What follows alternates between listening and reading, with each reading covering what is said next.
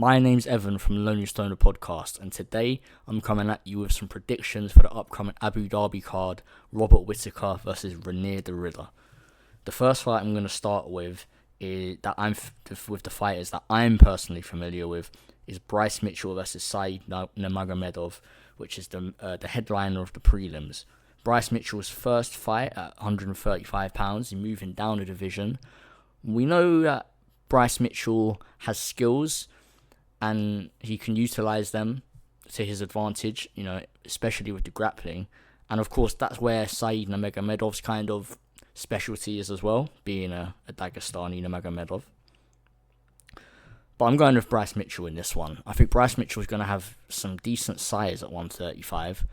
Not necessarily height-wise, but I think, because he's a grappler for the majority of what he likes to do, I think it's going to help him a lot more at 135. And Said Nurmagomedov, you would assume because he's a Nurmagomedov and because he's Dagestani that, he's top tier, but he's not really. His last couple fights have sort of been win one, lose one.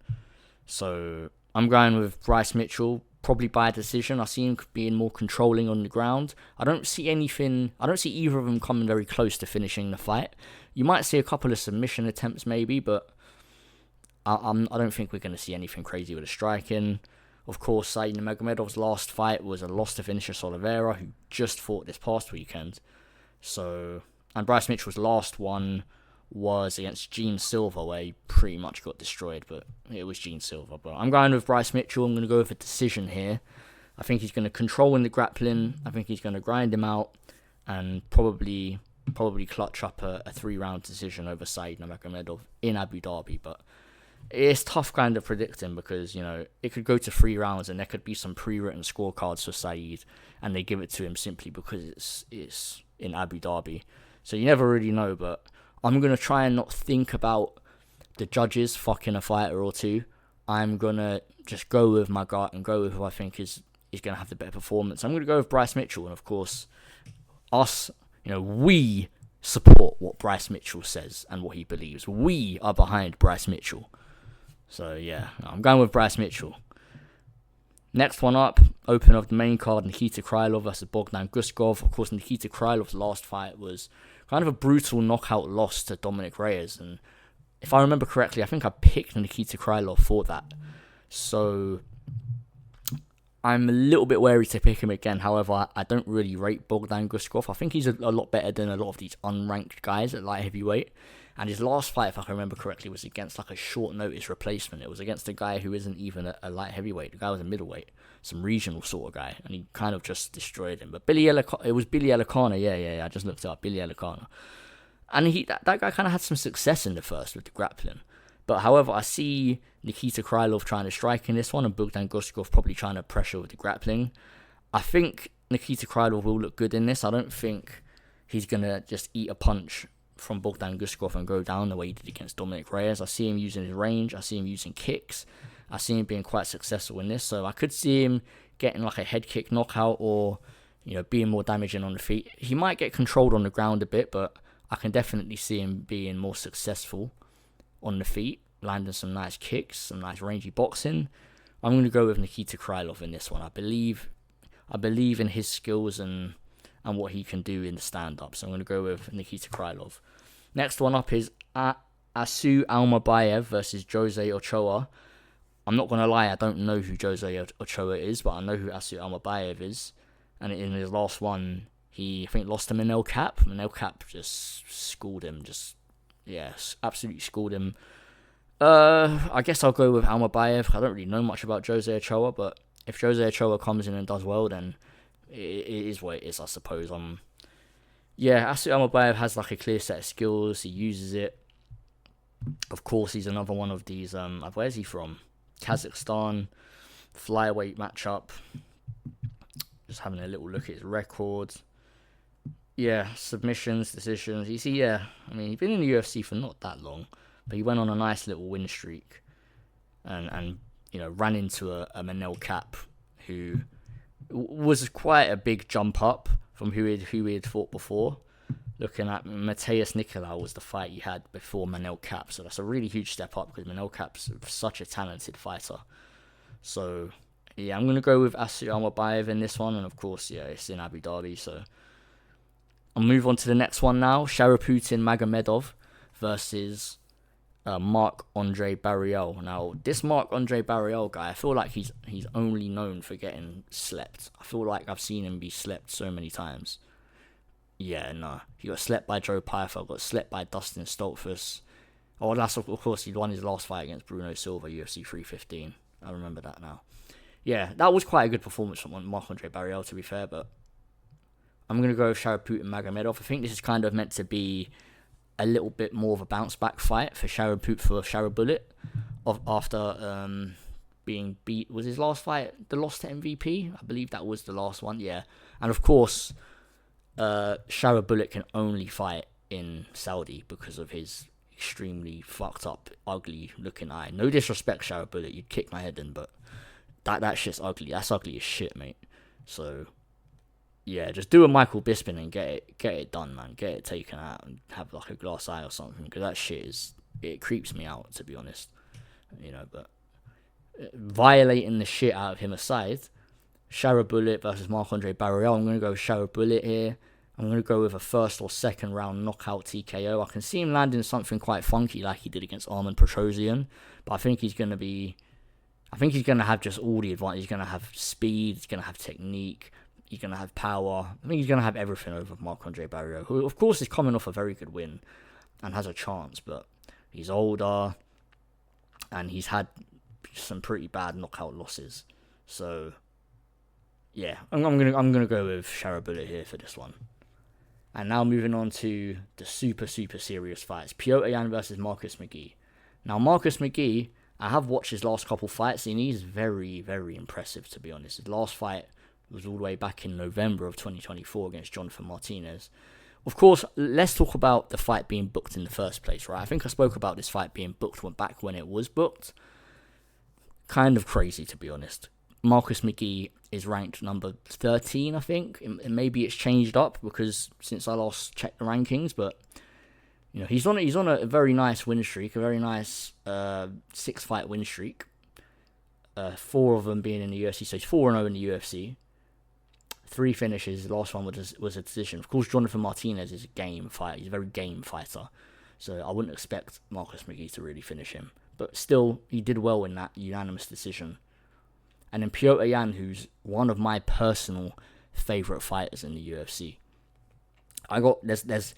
There's a couple of fighters on this. Petr Yan and Robert Whittaker, who are personally, you know, for their style and the fights that they've had, a couple of my favourite fighters in the UFC. But Petr Yan, I think he's like a fan favourite, to be honest, because his style was just... The only way I can describe it, his style was sexy. Like, he has this high shoulder guard, uses that left hand to measure range constantly, downloading data. I mean, we know he's a guy who has a really slow start, so that's why he's kind of been taken advantage of in these 3-round fights. And of course, he's not so active in his grappling defense, like we saw against Aljamain Sterling at the second fight, and Merab, of course, the Merab fight. You know, Merab does this to all of our favourite fighters, so it kind of is what it is. You kind of have to take that for what it is.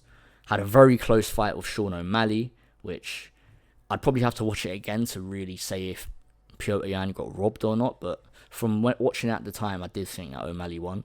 And then, of course, before that was another split decision. You know, split decision to Aljamain Sterling, split decision to Sean O'Malley, lost to Merab. But then he went to beat Song Yadong and had absolutely mesmerising performance against Davison Figueiredo. Wow, that was back in November of 2024. Damn. That feels like so much more recent than that. But of course, Petr Yan was styling on Davison Figueiredo, as he does. You know, beautiful trips, beautiful boxing skills. The way he's able to, his range as well, because he's not the rangiest fighter for 135 pounds. However, he's able to control range so well, and he does that with his hands too.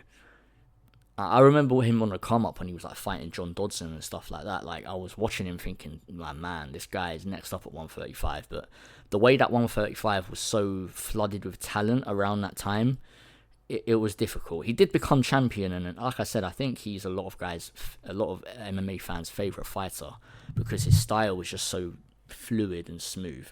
And of course, he's a bit of a chap. But man, the guy he's fighting, Marcus McGee, he's very fast, very active, has finishing potential as well, if we've seen. Has some decent power in his kicks and his hands. I don't think he's... But yeah, I don't think he's going to be able to outfight Petr Yan in any department, if you ask me. I don't think he's going to outgrapple him. I don't think he's going to be able to outstrike him. I don't think he has more power than him. He probably has more speed, but that's probably about it. And to be fair, the fact that he will be probably quite active in those first couple of rounds will give him a chance. Because I can see the first one being a Marcus McGee round due to activity, the second round being a close one that could go either way, and then the third round being Petr Yan's, because he definitely grows into fights. So it could be a tough one if it goes to a decision, which I personally think it will go to a decision. But I'm going to go with Petr Yan. I reckon he will drop the first round. I think Marcus McGee will come out very fast. I think he will drop the first round. But I think Petr Yan will pick it up in the second, be more active, put on more pressure. And then in the third round, I think he'll probably come close to finishing Marcus McGee once or twice. I think this is too much of a step up for Marcus McGee. He's fighting a guy with too much experience, a guy who's just way too good. And I think that's sort of how it's going to be. Because Marcus McGee only has about 10 fights in his professional career. 11 fights, 10 wins, 1 loss. But of course, out of his 10 wins, 9 of those are finishes. So he always has that finishing potential, but even then, a guy like Petr Yan doesn't get finished. All of his losses in the UFC, I believe, are decisions. One of his losses was a disqualification, of course, but yeah, he's never been finished in his career. So I don't see Marcus McGee getting the finish here, and I see him nicking the first round, second round, third round, Petr Yan, 29-28. Now moving on to the main event. Probably my favourite fighter of all time, because my prime time of watching the UFC, I got into the UFC not long before Luke Rockhold dropped his title to Michael Bisping, and when Bisping was the champ is when I really started getting into it. And then Robert Whittaker became interim champion, and that's when I was like really becoming a bit of a hardcore fan. And Robert Whittaker was like on top of the world at middleweight. He's so like had those wars with Yoel Romero. Yeah, he's definitely one of my favourite guys, and I think his personality, he just seems like such a chill guy, such a likeable guy. However, the guy he's fighting is a serious problem. Reinier de Ridder. He's going to have a huge reach advantage and a huge height advantage, and of course we know Reinier can mix it up anywhere the fight goes. We know he's dangerous in the clinch, we know he's dangerous on the ground, and we know that he might have somewhat of a funky striking style, but he's really dangerous. Of course, his last win, a lot of people do rate Bo Nickel. I don't really personally. I thought his striking always looked really sloppy, and his wrestling never looked as good as it was made out to be. And before that, of course, he finished Kevin Holland, who is really a welterweight, and then before that finished Gerald Meerschaert, who is a tough out for anyone, but for the top guys, he does get finished quite easily. So that's 3-0 in the UFC. His 4th UFC fight, he's main eventing against Robert Whittaker. So this guy's definitely being pushed right to the top. But he's had 3 really good performances, 3 really good finishes against 2 guys who have had a lot of UFC fights, in Gerald Meerschaert and Kevin Holland, and then Bo Nickel as well, who I don't know what they were thinking with that one, if they thought Bo Nickel was going to like come out and smoke Reinier or what, but Reinier put it on him in that. And yeah, absolutely destroyed him with that knee. But I'm going... The thing is, my head is telling me to pick Reinier because he's not younger, but he's younger in his career. Is he younger? I don't think Robert's 35. They're the same age. Okay, so they're the same age physically, but it feels like Reinier is a lot younger in his career. Obviously, a lot younger in his UFC career. He was a multiple weight world champion in one championship, and now he's come over to the UFC. So it's a really tough one for me, because I love Robert Whittaker so much, and my heart's telling me to pick Robert Whittaker, but my brain's telling me to pick Reinier de Ridder. But you know what? Fuck it. I'm going with Robert the Reaper Whittaker. He's going to get it done. Of course he's going to get it done. You know, he's fixed up now after that fight versus Khamzat Chimaev. You know, that was a fluke victory for Khamzat Chimaev. And yeah, man, Yeah, man, Robert Whittaker, he's not fucking about. Or when he fought Ikram Aliskerov, he smoked him out. Yeah, I think Robert Whittaker's gonna have a speed advantage. I think he's gonna have a striking advantage. And as we've seen from the grapplers that have tried to fight him in the past, not Chimaev, but other grapplers, it's not easy to just get him down and deal with him. A guy like Chimaev, who's an absolute freak of nature at middleweight, sure, but other grapplers, especially sort of like grapplers who aren't just gonna shoot on you and then try and get you down, like grapplers who would go from clinch to trips to takedowns, like Reinier does. I think those kind of grapplers don't have the most success against Whittaker, so I'm gonna go with a Robert Whittaker 5-round decision win. I think that Reinier will have success. I think that he will land some shots because we know Robert Whittaker, he can get rocked and he can hold shots. And I believe that it will be a little bit of a war, but I have Robert Whittaker landing the cleaner shots, hurting Reinier a couple of times, probably getting hurt himself once or twice, and taking this decision victory home. I have faith in Robert Whittaker. His path back to the title starts now. Beat Reinier. Maybe fight the loser of Baralho versus Imamov. Winner gets a title shot.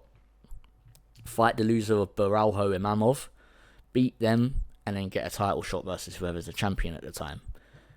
Of course, how optimistic am I for this path for Robert? I'm not the most optimistic because I know he's on the back end of his career and I know that he's past his prime. But man, he's just one of my favourite fighters. I really like Robert Whittaker. His style has always been so good to me, and the way he moves up as well. The way he moved up from welterweight, he was a mid-welterweight, he moved up to middleweight and become, if you ask me, one of the best middleweights ever. Anderson Silva was a ped cheat. I have him above Anderson Silva. I have him above Dricus as of now in the all-time middleweight rankings. I don't have him above Adesanya, although I personally think Robert Whittaker won the second fight against Adesanya. And I have him above Strickland as a champion. Of course I have him above Strickland. And if Chimaev was to win, even though we beat him, I'd still have him above Chimaev. So I'm going with Robert Whittaker, 5-round decision. That's my boy, man. I have to. I absolutely have to. These sort of biased picks, because if Reinier fight, it's on at a good time for UK fans as well. Remember that. This Abu Dhabi card on... When is this card? July 26th. Saturday, July 26th. UK fans, this card is going to be on at a good time. So I'm going to be watching this live and I'm going to be absolutely biting the shit out of my nails during this Robert Whittaker fight, because if I see him lose and get brutalized, he should probably retire, because I don't want to see him get brutalized anymore from this new generation of middleweights. I don't want to see him fight the loser of Imamov Baralho and just get mauled. I don't want to see that or get knocked out. So I'm having faith. I'm having faith in my guy. I think he's got the skills. I think Reinier de Ridder's too sloppy. I think he's going to be missing a lot. And I think he's going to get tired. And I think Robert Whittaker has 5-round cardio. And I think Robert Whittaker's going to be able to constantly outland him during this fight. So that's it from me. I've been Evan from the Lone Stoner Podcast. Sweet.